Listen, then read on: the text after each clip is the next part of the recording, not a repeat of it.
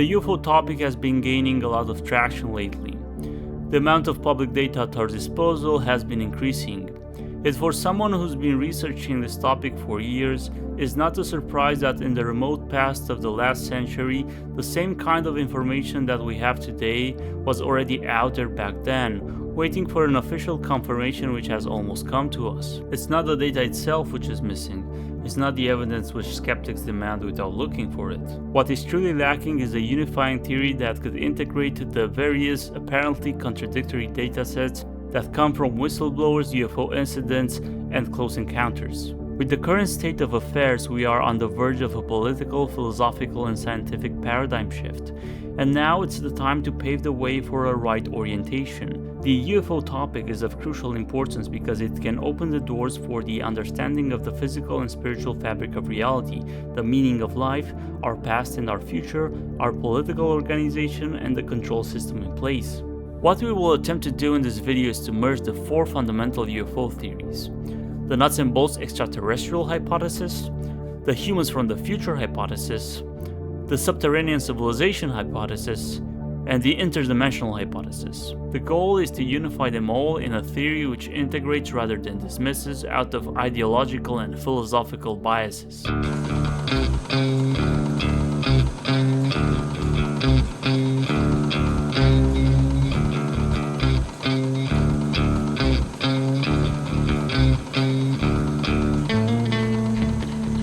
On July 26, 2023, something special happened. On that day, the world saw the first UFO congressional hearing with a US Air Force officer turned whistleblower.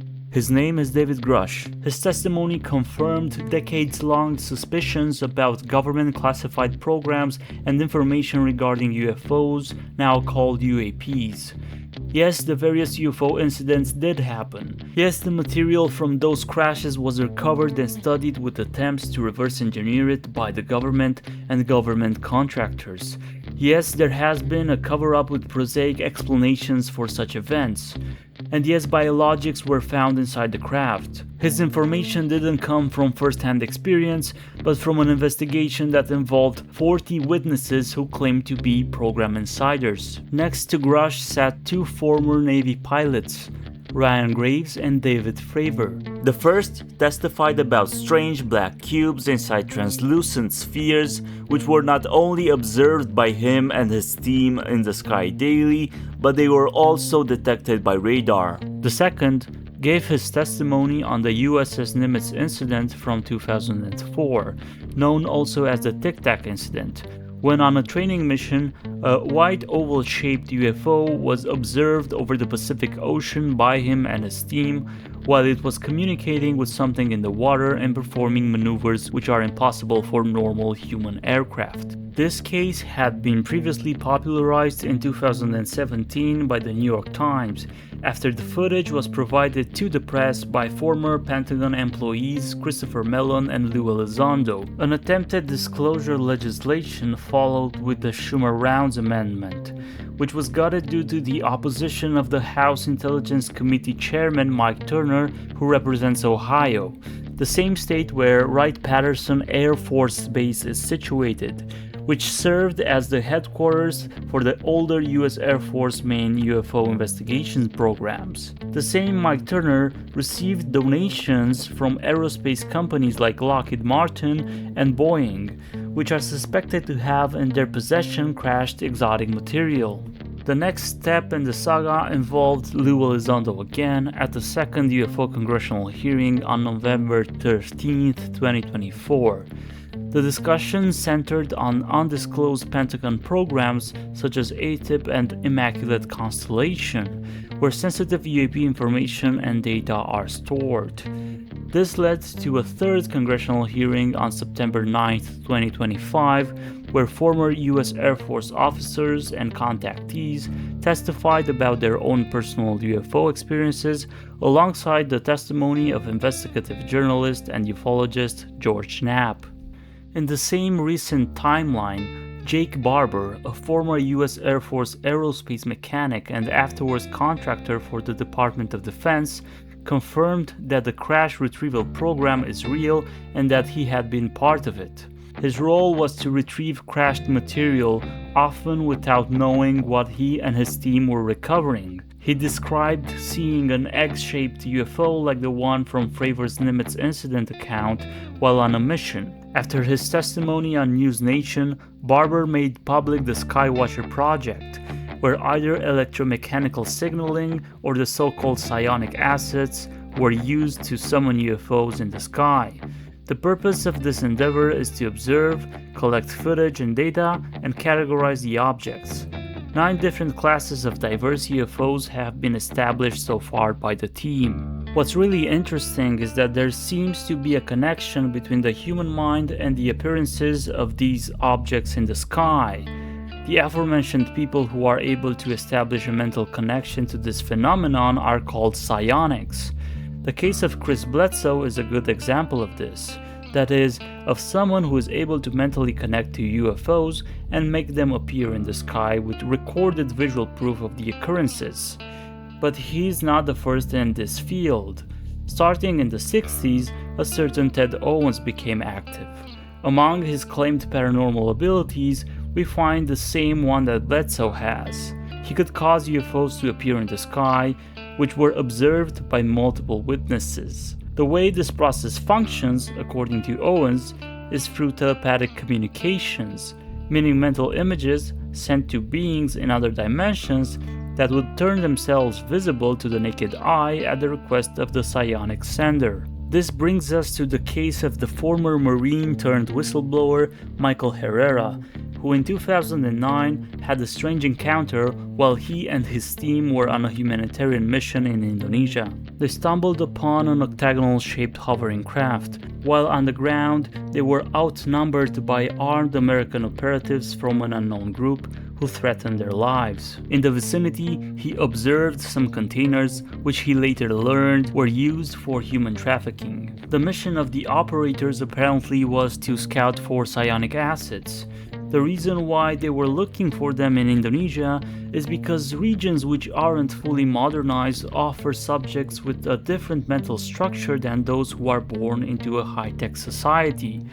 The preferred candidates were women, left-handed people, and homosexuals, because these individuals have their right hemisphere more developed, which means higher intuition and less discursive thinking, obstructing the development of psychic abilities. What is becoming ever more obvious is that there is a connection between UFOs and paranormal phenomena. It's not a coincidence that disclosure as it is unfolding today began with the scientific interest of billionaire Robert Bigelow and Skinwalker Ranch, a place famous for its high strangeness occurrences and bizarre sightings. To study it, he created NIDS, the National Institute for Discovery Science, in 1995, which involved people like biochemist Colm Kelleher, physicist Eric Davis, Colonel John B. Alexander, physicist Hal Puthoff, who started the DIA remote viewing Stargate project, French researcher Jacques Vallée, an early proponent of the interdimensional theory,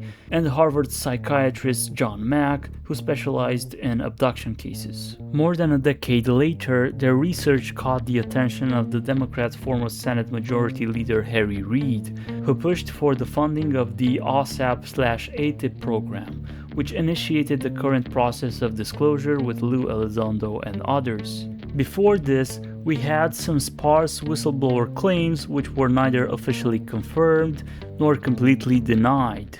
In the early 2000s, biologist Dan Burish came out as a whistleblower, claiming that he worked at S4 with a being named J-Rod, recovered from the 1953 Kingman, Arizona UFO crash. The J-Rod looked like the classic gray alien, and through telepathic communication, Dan learned that the being was actually an offshoot of humanity from a distant future.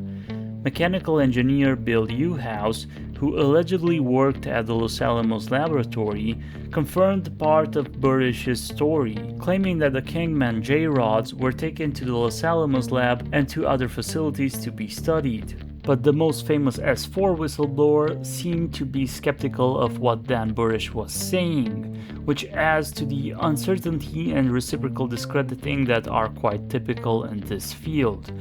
In 1989, Bob Lazar became the first person who publicly claimed to have worked on a secret reverse engineering program based in Nevada. He worked on a saucer-shaped craft, which he nicknamed the Sports Model.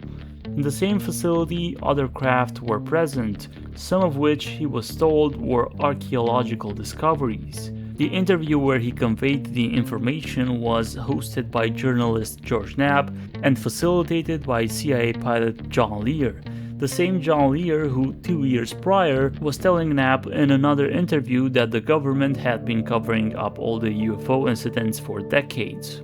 Going back in the past, the same kind of awareness seems to have been present, and the whistleblowers who were coming forward were more tangential to the program rather than direct insiders. One example is that of the Roswell incident from 1947, where intelligence officer Jesse Marcel, who was present at the crash site after the occurrence, claimed to have collected debris which looked like a lightweight metallic foil and beam-like structures with vaguely hieroglyphic-looking writings on them.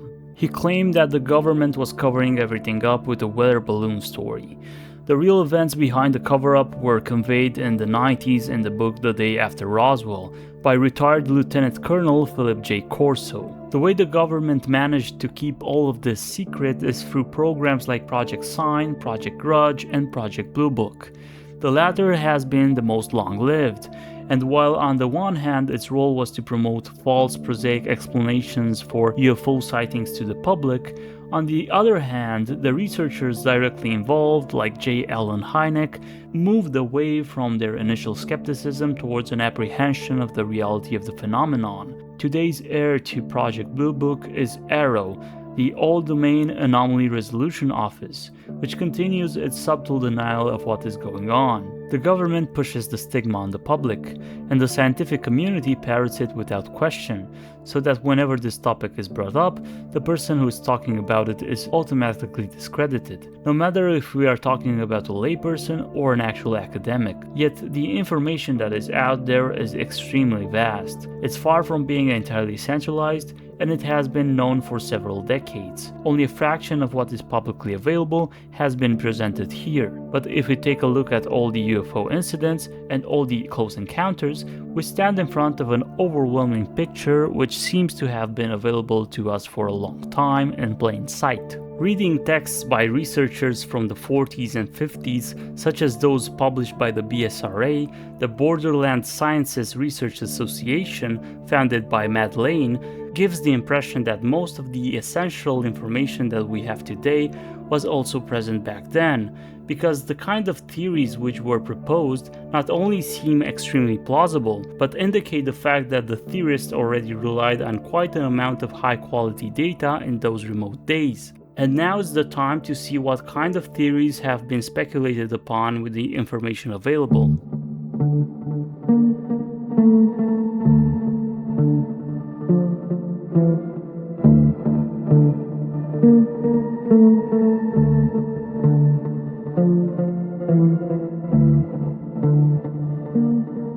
When we bring up UFOs and aliens, the classic view is that we are dealing with physical extraterrestrial craft and beings who are visiting us from other planets. This is how pop culture generally presents the phenomenon and how it sits in the collective unconscious.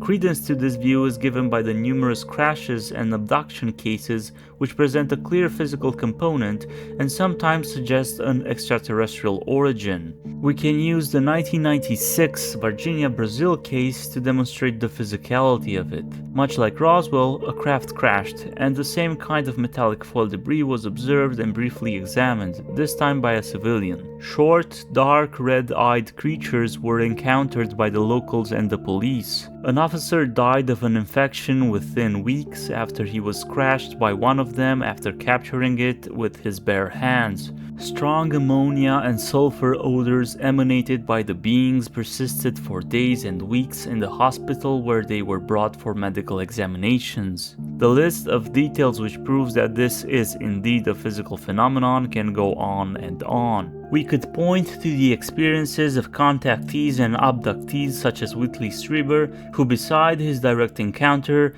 received a metallic implant on the back of his head, and Travis Walton, who was physically abducted by a UFO in the presence of 6 other witnesses in 1975. The physical traces can be seen also in the radiation burns that contactees are afflicted with and in the overall effects on the environment that the craft produces.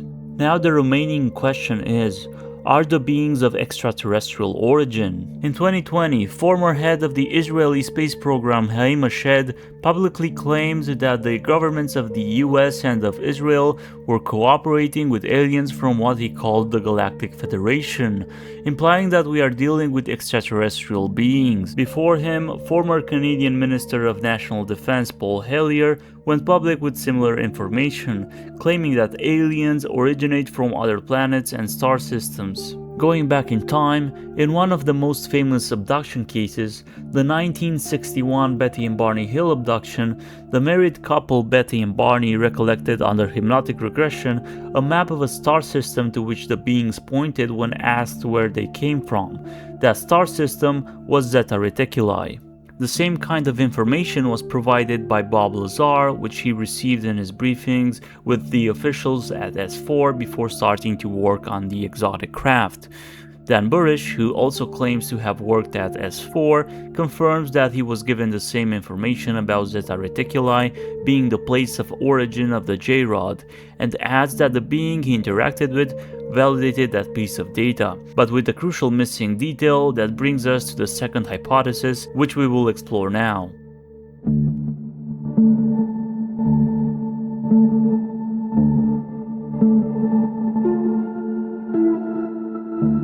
In Burish's telepathic communications with the J-Rod, he learned that his true origin was not spatial but temporal.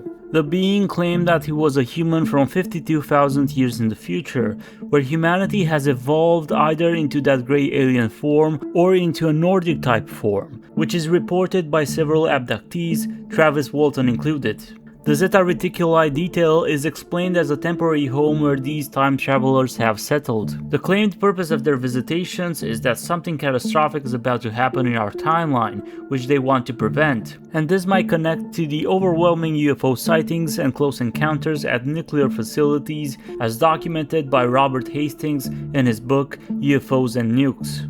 The implications of this hypothesis are that time travel is possible through a certain kind of technology, which might involve understanding and mastering gravity, something which is attributed to American inventor Thomas Townsend Brown, who was involved in classified black programs and was interested in time manipulation. The same Dan Burish mentioned Project Looking Glass, which allegedly involved a technology able to cause a distortion in space-time in order to create a portal through which multiple timelines became observable.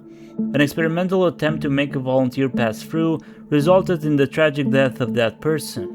In addition to artificial attempts to open up space-time, claims about the existence of natural portals were made by the same Burish and more recently by journalist and researcher Ross Coulthard. The same phenomenon appears at Skinwalker Ranch, where Bob Bigelow's research team from NIDS and also the Sherman family, who were the previous owners of the ranch, reported seeing portals opening up. Returning to the beings themselves, from an evolutionary standpoint, the increased use of technology and the advancement of civilization could lead humanity to evolve into a form with pale skin, large heads, big eyes, and small and frail bodies, which would be the result of less physical activity and more intellectual capacity. This grey alien form seems to be that of a nocturnal creature, one which doesn't see the light of day too much and is adapted to live in the dark, which would make us think that the post-apocalyptic conditions of the world could have generated such an environment in the future. But the presence of these physiological features could also have another explanation, which brings us to the third hypothesis, that of the subterranean civilization.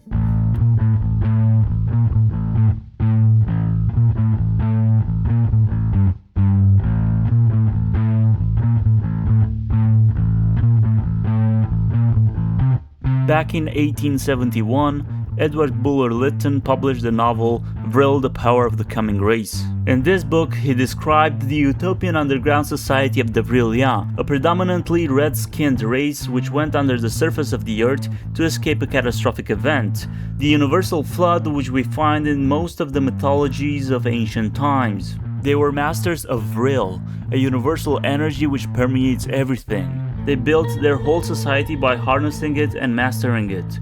The power of Vril was amplified by a staff and had magical-like qualities. The Vrilya themselves possessed telepathic capabilities, much like what we find in UFO lore. The esotericists of that time didn't hesitate to point out that the novel itself wasn't mere fiction.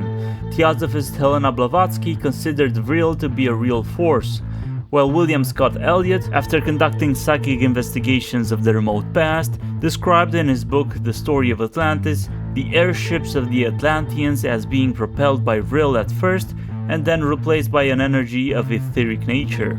At the end of the 19th century, the French esotericist Alexandre Saint-Yves-d'Alvedreux wrote his book Mission of India in Europe, in which he described the secret underground kingdom called Agartha, where a utopian human civilization lived according to the principles of synarchy. The information he conveyed was allegedly given to him by an Afghan prince by the name of Hajif Sharif, a member of the Great Agarthian School. The same Agartha reference appears years later from another independent source in the book Beasts, Men and Gods by the Polish chemist and explorer Ferdynand Ossendowski. Here the author documents his escape from the Bolsheviks during the Russian Revolution to the heart of Asia, where his encounters with the lamas gave him access to knowledge about Agartha, a secret underground civilization where the magical arts are still used, and where the king of the world resides. In the same story, a Mongolian prince told Ossendowski that in the greatest oceans of the east and west there were two continents, and that the people who lived there went underground, pointing out that all the subterranean caves of America are inhabited by these ancient people. It's interesting to note that the Hopi tribe from Arizona have a similar myth where they descended under the surface to survive two great cataclysms, while being helped by the Anusinum, the ant people who resemble beings from modern ufology, and by the Kogyagnuti, the spider grandmother, in a third cataclysm. Adding to the subterranean lore is the story of artist Richard Shaver, who in the 30s claimed he had experienced telepathic communications with underground entities called Deros, who were manipulating people on the surface and abducting them for torture. Shaver claimed to have been eventually taken underground as a prisoner by these beings, despite the fact that there were conflicting claims stating that he was actually in a psychiatric hospital at that time. His story was published in a fictionalized format in 1945 by Ray Palmer's Amazing Stories, with the title I Remember Lemuria. This connects it directly to the esoteric lore of the lost continents of Atlantis and Lemuria, and the claims in the story follow similar guidelines to those of an advanced civilization from a remote past which was forced to go underground. But the most famous modern myth about subterranean civilizations, which explicitly includes disc-shaped UFOs, comes from Admiral Richard E. Byrd, who conducted Operation High Jump in Antarctica between 1946 and 1947. The story first appeared in Amadeo Giannini's book Worlds Beyond the Poles. It was then expanded upon in the December 1959 Amazing Stories issue by the same Ray Palmer, who we mentioned before, and found its final first-hand account form from an alleged secret diary in Walter Isidor Siegmeister's book The Hollow Earth. The core claim is that Admiral Byrd flew over the North Pole from a base camp in the Arctic in 1947 and saw green lands and prehistoric animals like mammoths before being intercepted by a disc-shaped craft marked with swastikas, which took control over his plane. He is then taken to a city of the inner world below the surface, where he meets the master of an advanced race called Aryani. They resemble the tall, blonde Nordic aliens. The message given to Byrd regards a serious concern about the human discovery of atomic energy and its destructive applications in Hiroshima and Nagasaki. There's a major inconsistency in the story, that being the time of the flight, which happened when Byrd was supposed to be in Antarctica leading Operation High Jump, Whether the story is true or not, it reflects the usual themes that we find in UFO lore. More relatively recent iterations of the subterranean hypothesis include secret underground bases near Dulce, New Mexico, where humans and non-human beings are claimed to be cooperating. Something similar has surfaced also about what could lie under Skinwalker Ranch. An investigation done by a team of remote viewers has reportedly described underground structures similar in nature to those claimed at Dulce. In the early 70s, remote viewer Pat Price, who was working under Hal Puthoff at the DIA's Target project, decided to remote view possible UFO bases, and he found 4 in these locations: Mount Perdido in the Pyrenees Mountains between France and Spain, Mount Inyangani in Zimbabwe, Mount Hayes in Alaska, and Mount Zeal in Australia. Puthoff was able to verify that there was indeed intense UFO activity in the last location mentioned through a CIA contact and a CIA station keeper based in Australia. Some of these bases aren't claimed to be just underground, but also underwater, as there have been multiple sightings of USOs, meaning unidentified submerged objects. In 2023, an obscure whistleblower appeared on 4chan and claimed that he was part of a secret program which dealt with monitoring a movable underwater construction facility in the Bermuda Triangle area. The claim was that this carrier was responsible for the production of the Tic Tac UFOs, and that the historical anomalies, such as sudden disappearances of ships and airplanes, and electromagnetic interferences which are associated with the region, were caused by the presence of that facility. In his story, the beings who operate on it are presented as some sort of indifferent zookeepers, which reminds us of the Fortean view that we are someone else's property. This Gnostic undertone, which points to a prison planet managed by archons, brings us to the last of the 4 fundamental theories.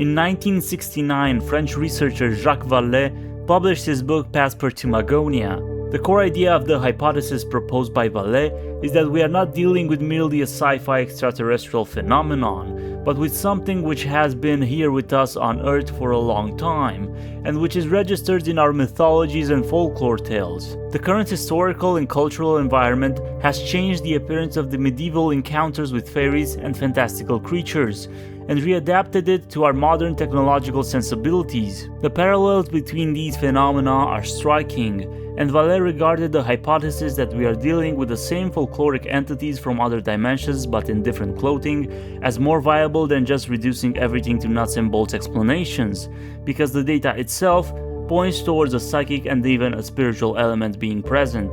The beings described by contactees often seem to behave in very odd manners, as if they were not subject to the same laws and logic of physical reality, but instead closer to a bizarre and absurd dreamlike modality of being. For Vallée, the attention shifts towards the cultural and psychological effects that these encounters have on humans, noticing that we are dealing with a control system which intervenes like a trickster, with absurd occurrences to shape belief and lead the culture in one direction or another. Other researchers who entertained similar ideas were John Keel, an American journalist, and J. Allen Hynek, the chief scientific consultant for Project Sign, Project Grudge, and Project Blue Book, with whom Vallée collaborated. Innovative and even heretical in the field of ufology, they weren't actually the first who postulated the interdimensional hypothesis. In the mid-50s, esotericist and early ufologist Matt Lane started his research with the BSRA, the Borderland Sciences Research Association,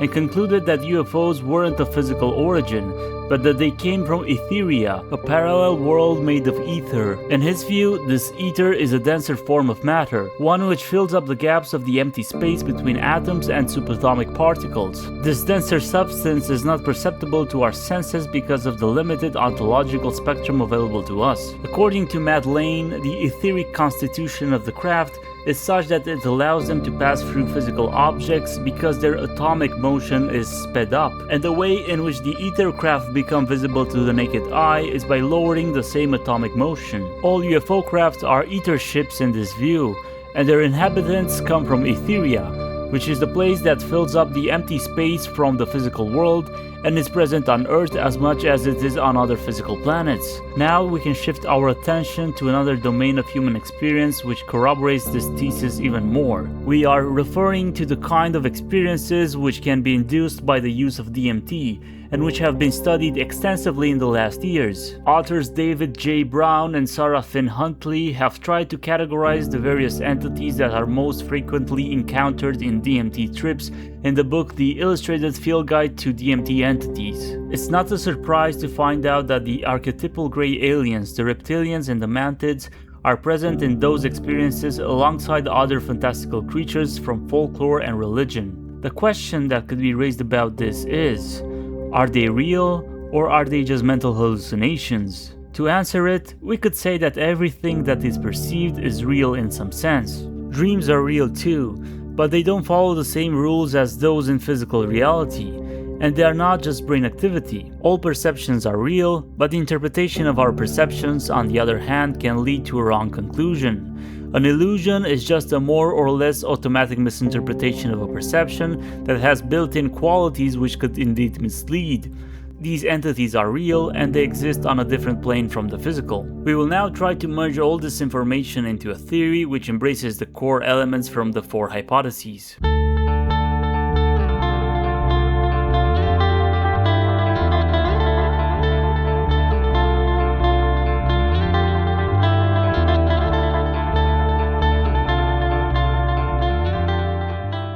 In order to come to a unifying theory of UFOs, we need to use a spiritual framework as the starting point. We will rely heavily on Rudolf Steiner's cosmology to do so, because there we find most of the elements required for an ontological structuring of reality and the beings which inhabit it that give us a multi-layered phenomenological view. Steiner himself never mentioned UFOs, because the phenomenon as such started to become prominent after World War II, while he passed away in 1925. There are scattered exceptions and precursors to it, like the appearances of the Foo Fighters right in the middle of the Second World War, the Magenta Italy crash in 1933, and even earlier sightings like that of Russian polymath Nicholas Roerich, who in 1926 reported seeing a classic disc-shaped UFO during an expedition in the Himalayas. In Steiner's view, the physical plane is only one part of reality, which he calls the sensible world. Beyond it lies the supersensible, which is not accessible to physical sense perception and which only clairvoyant people and initiates can access. Right next to the material realm, the first plane that we encounter is the etheric. Here, we find the formative life forces that sustain organisms. Humans have an etheric body, which is that component of our being that keeps us alive. Next to the etheric lies the astral plane, which is the realm of feelings and desires.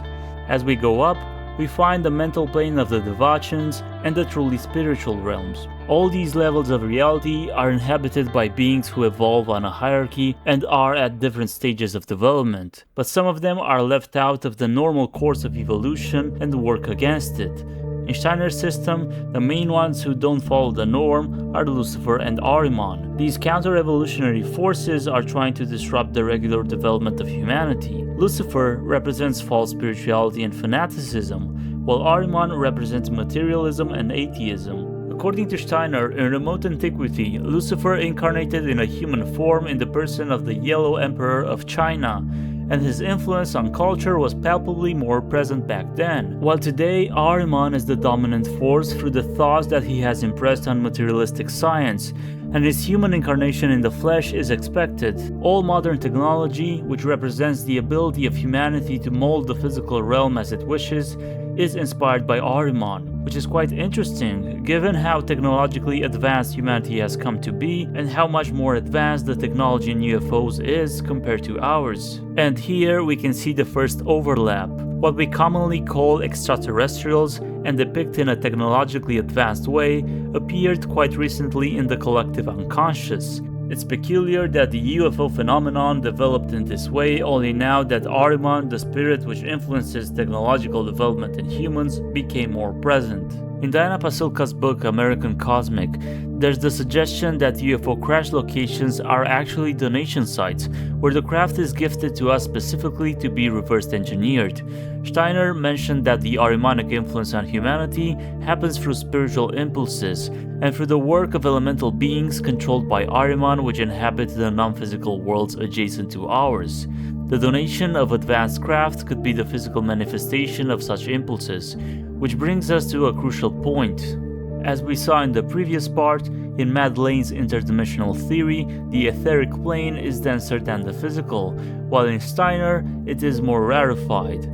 If we consider their words to be ontologically descriptive, then we can say that Lane and Steiner are describing the exact opposite thing when they are using the word etheric. What Madeleine is describing as ether, in Steiner seems to overlap with another concept, that of subnature, which is indeed denser than the physical, and it is non-perceptible and subsensible. It's here that we find the forces of gravity, electricity, magnetism, and atomic energy. It's here that those beings which Steiner calls elementals, led by the spirit of Ahriman, are more active. According to Steiner's system, the Earth undergoes different incarnations which do not happen on the same plane of existence.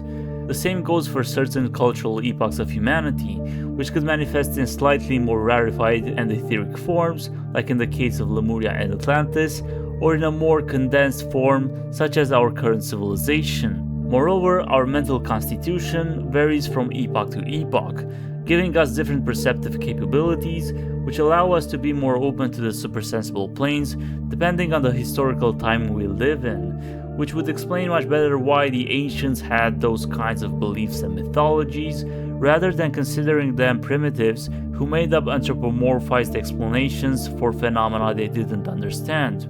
The current times represent a descent of our physical reality into the denser realm of the subnatural, which brings with it the mechanization of human life and the discovery of gravity, electricity, magnetism, and atomic energy.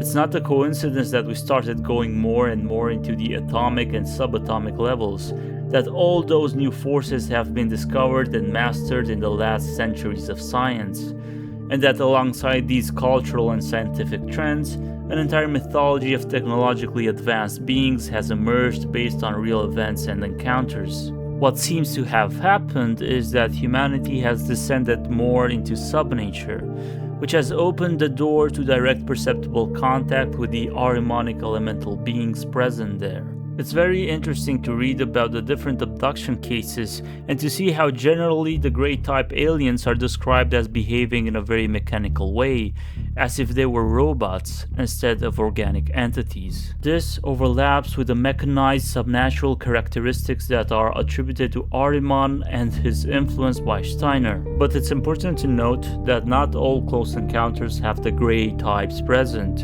and that there's a great variety of other types, either variations of the Greys or completely different ones. In 1955, in the Kelly Hopkinsville encounter, small goblin-like creatures from a saucer spaceship were reported to have been attacking a local farmhouse, which led the owners to a gunfire confrontation with them. In 1973, in the Pascagoula incident, an abduction occurred with very strange beings with conical heads and no eyes, which moved in a very robotic way. In 1996, in the Virginia case which we mentioned before, small demonic-looking creatures with big red eyes, flattened horn-like protuberances on the head, and brown oily sulfur or ammonia-smelling skin were caught after their spaceship crashed near the Brazilian city. More and more examples of these weird kinds of encounters could be described, but the crucial point is that the variety of beings which appear in these incidents is quite vast, and it leads to the establishment of multiple categories of entities that inhabit the imperceptible world and sometimes also appear in the physical world.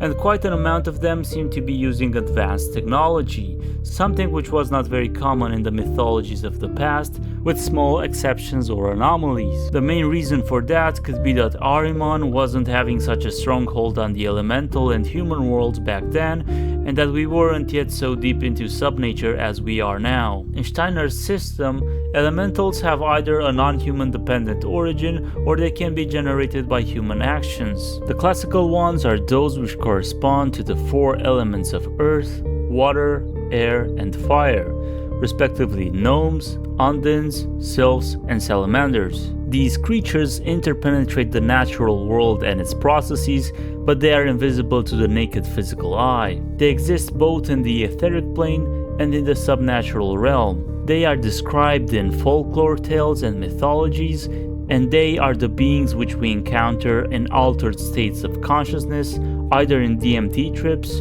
astral projection, or hypnagogic states. They are the beings which Jacques Vallée claims are now wearing a different mask, that of the grey aliens, which is more in tune with the high-tech culture we are currently in. But the problem with this is that the same old entities which were present in the remote past didn't completely disappear from our extrasensory experiences. They stayed with us while these new types seemed to appear alongside them and to populate our collective unconscious more and more. So there are two equally valid explanations for this.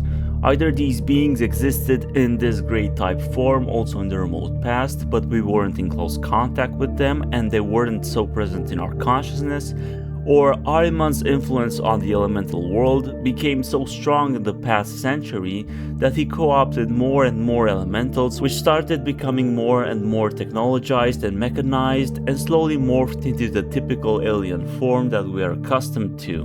Both hypotheses can be true at the same time with a certain degree of nuance. What we should not forget is that the empirical data points to the fact that these beings are not only present on a subsensible or supersensible plane, but that they are also physical, either having the ability or technology to materialize, which would make them truly interdimensional. This allows for an existence on Earth or underneath the surface or in the water, as multiple sources point to UFO bases being underground, in the mountains, or in the seas and oceans, exactly where earth and water elementals are traditionally said to dwell. Moreover, it could very well be that places like Agartha are not just myths, but real locations where ancient humans took refuge from the Great Deluge, which has been recorded by all major religions and mythologies from the past. The technology that world governments secretly have in their possession could be both of interdimensional origin from the subnatural elementals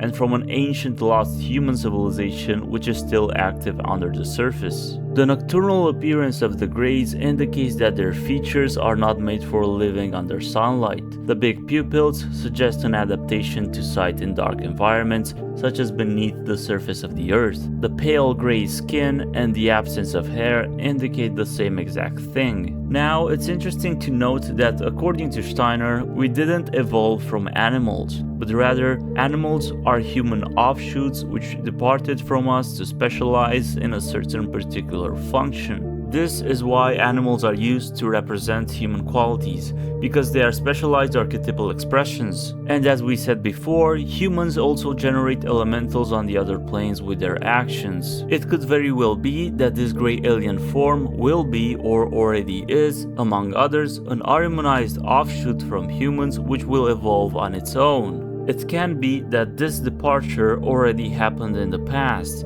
but it is more likely that it will be more prominent in the future, and this is how certain beings which originate from us will look then.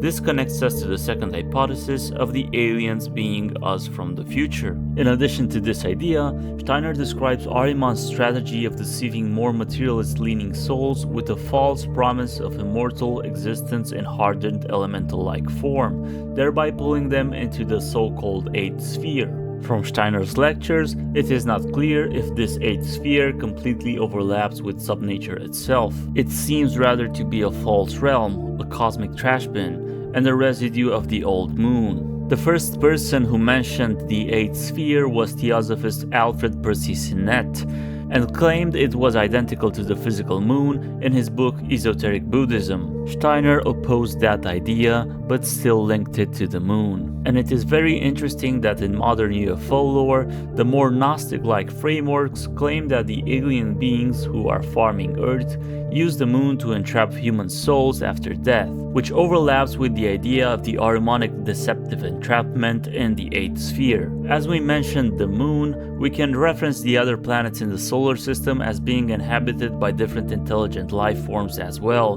but not necessarily on the physical level.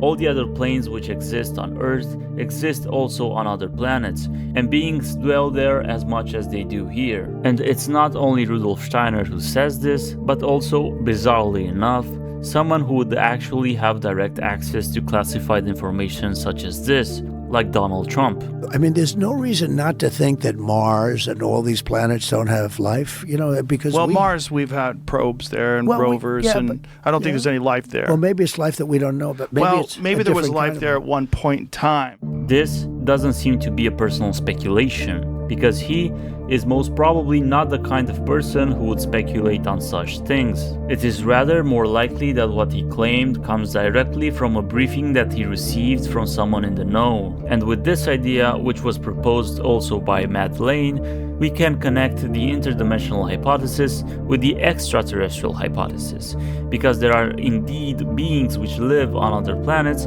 but they do so on other ontological levels which are not perceptible to us. Entire civilizations could exist adjacent to ours without us being aware of them. But not only that, according to Steiner, behind physical processes and physical objects we find entire classes of imperceptible beings. As an example given by Steiner himself, a clairvoyant person can perceive behind a poisonous plant like the belladonna horrific and chimeric looking Ahrimanic elementals. It could very be that the reason why we're seeing intense UFO activity in facilities where nukes are kept is not only because these beings are interested in what humanity is capable of doing with such weapons, but that beyond the mask of physicality, entire hordes of Ahrimanic entities are concentrated and active in that area, as they are always present around us in any kind of environment as well, but more intensely in highly technological spaces where the subnatural forces of gravity, electricity, magnetism, and nuclear energy are heightened. So in essence, what this theory proposes is that all the major claims of the four fundamental hypotheses about UFOs are, or at least could be, true at the same time. The alien beings in question, which are of a vast variety, are interdimensional, which makes them both physically perceptible and non-perceptible. They are both terrestrial and extraterrestrial, as their interdimensionality allows them to be on other planets without being physically observed. They are subterranean, as the numerous underground UFO bases indicate, and they could also be us from the future, as we saw that human offshoots can result in such physiological forms. The phenomenon itself is highly complex, and simple one-sided explanations are not exhaustive. It is more likely that we are dealing with something multifaceted that interconnects with multiple phenomena, from which the same apparent details could have overlapping explanations and different causes. If everything that we said here accurately maps out reality, then the next step is to look at how the project of disclosure will be directed, meaning we will have to be careful about the different factions that are pushing for disclosure and their narratives, because the devil is in the details, and any narrative can be used as an operation for distortion. It's no wonder that this has been kept secret till now, because the connection between the phenomenon and very deep government implications and control are not far-fetched at all. The amount of ontologically shocking information contained here would completely disrupt the dull but safe fantasy world that we call reality. The time has come to entirely discard this illusion, no matter how painful that is, and to adapt to what we now know is real.